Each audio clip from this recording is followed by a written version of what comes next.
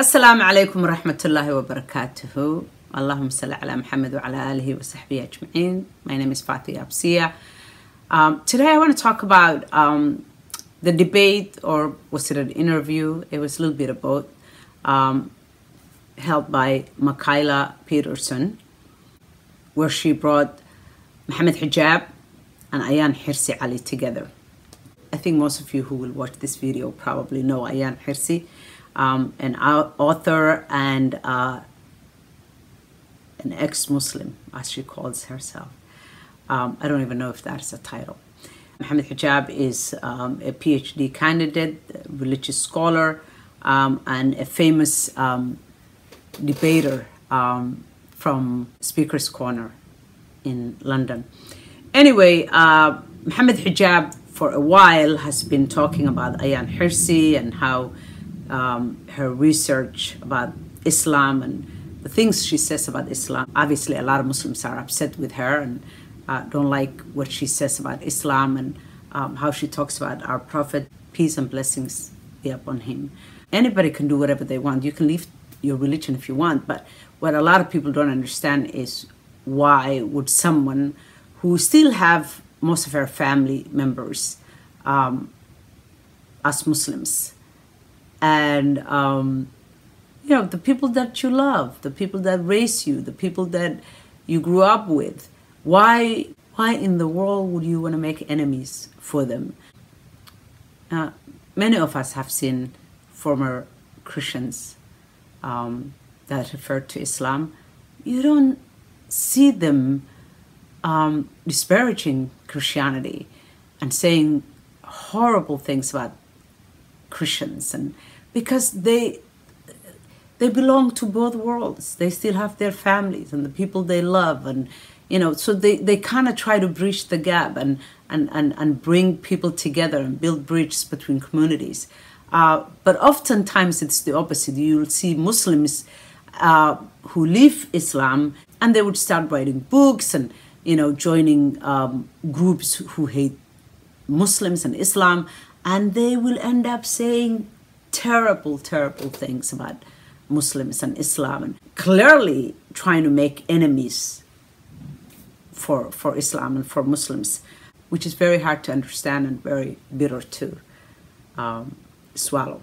So obviously Hijab have talked about her many times, and Hijab was interviewed by Jordan Peterson. It was really an enlightening interview, very respectful. This interview was a little different. I felt that Hijab was very irritated, very angry, and quite frankly, I was a little bit disappointed because I really like him. I think he's a gladiator when it comes to debating.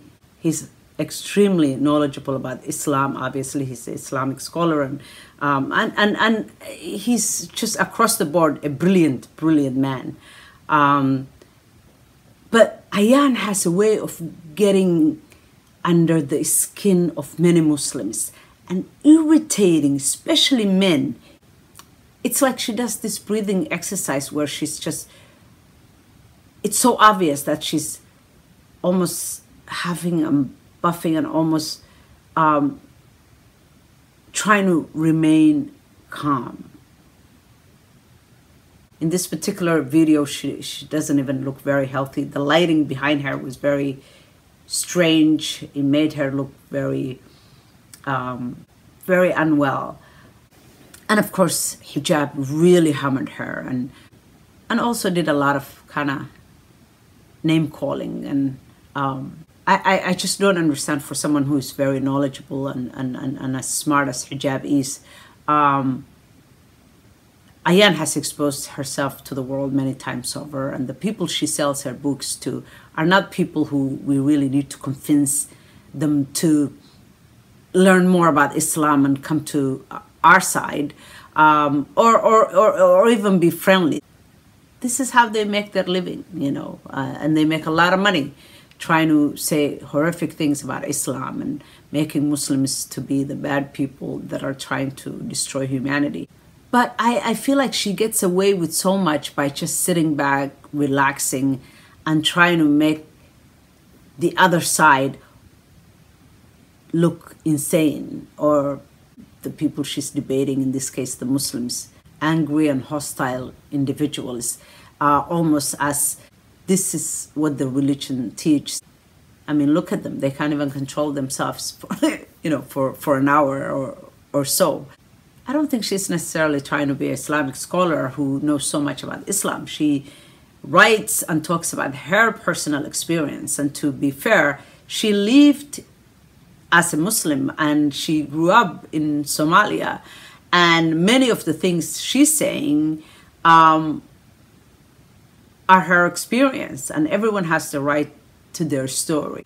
There are many Muslim women, especially, in this case, Somali women, who would attest to what she's saying. That's not to say it's Islam, but it's, oftentimes cultural practices masquerading as Islam.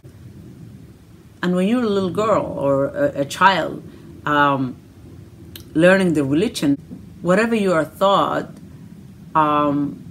is what you believe.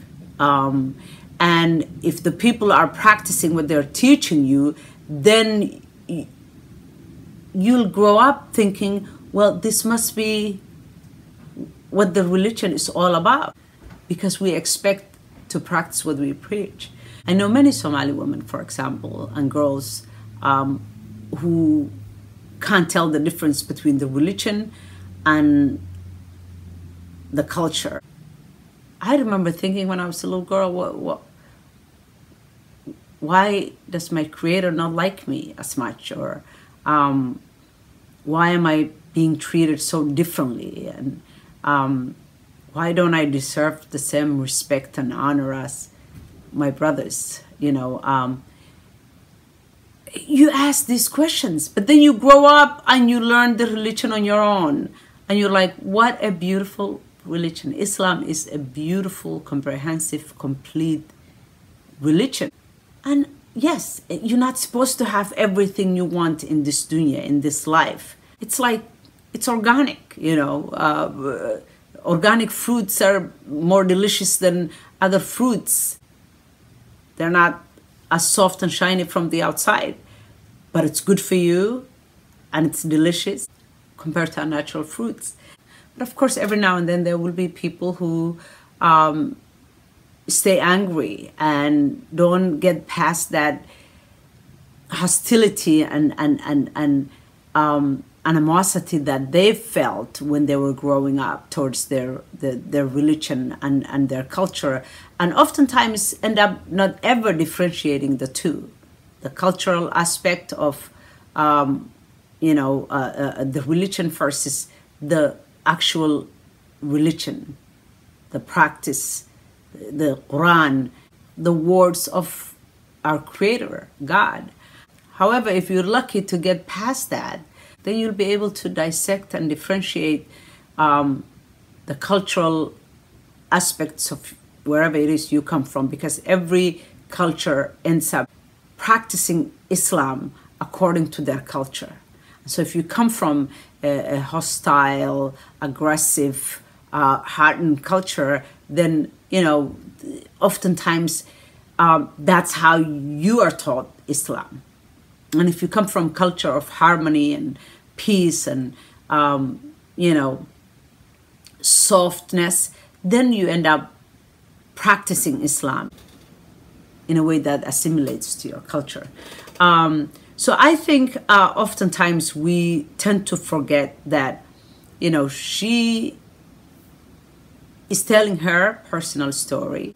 And I think oftentimes some of our Muslim brothers can be very, very hard on women. There could be men, and oftentimes men who might say the same thing. For example, Jordan Peterson, although he's a very, great orator who is very careful, he has said some not so nice things about Islam. And Mohammed Hijab has been wanting to debate him for a while, and they came together, and Mohammed was almost, it was almost as if Mohammed was going out of his way to be very cordial and very soft towards Peterson. It was a wonderful participation to see both of these two brilliant gentlemen come together. But I'm thinking he was very soft with Peterson, where he was very, very hostile towards Ayan Hirsi.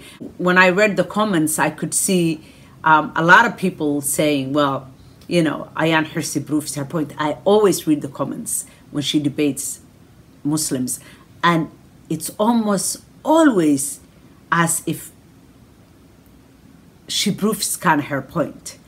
And that is what we want to get away from. I wish Mohammed Hijab was just the same way as he was with Jordan Peterson. Just debate the person, don't get personal. You don't even need, you don't need to be hostile. But every time she debates Muslims, she comes out looking like the winner. And again, I don't think we need to necessarily convince the people that support her. There will be people who will never be convinced that Islam is a peaceful, beautiful religion. But if people have preconceived notions about Islam, and then you come out so strong, you end up proving her point of, you know, Islam doesn't like women, and Muslims, you know, Muslim men particularly are hostile towards women and don't respect or honor women, and all that stuff that she wants to sell. I think at this point, Ayan has to keep doing what she's doing, because I think her life depends on it. It's her way of making a living now. She can't back down. She'll never back down. I just don't see her backing down, because it's kind of her protection, whether you like it or not. So Mohammed Hijab, calm down, brother. My young brother, you are brilliant. Just relax, sit back, and just, you know, debate. Speak, brother, speak. Anyway, that's my take. Thank you so much.